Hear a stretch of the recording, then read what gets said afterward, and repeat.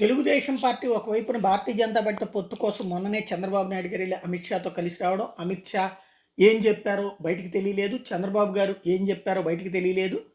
ఆ తర్వాత నుంచి బాబు గారు ఇంకా అసలు ఆ పొత్తులకు సంబంధించిన వివరాలు తమ నాయకులతో మాట్లాడలేదు. అట్లాగే భారతీయ జనతా పార్టీ కూడా తమ రాష్ట్ర నాయకత్వంతో మాట్లాడలేదు. ముందు వాళ్ళు ఏం షరతు విధించారు, దానికి చంద్రబాబు నాయుడు ఓకే అంటే అప్పుడు తదుపరి అడుగులు పడతాయి అన్నటువంటిది ఆల్రెడీ అమిత్ షా చెప్పుకొచ్చారు.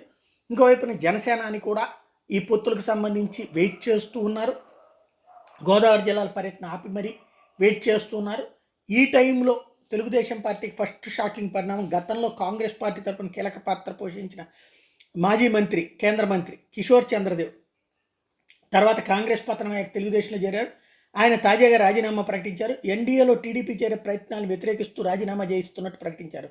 అధికారం కోసం తన ఆత్మను అమ్ముకోలేనంటూ బాబుకు లేఖ రాయడం ద్వారా సంచలనం సృష్టించారు.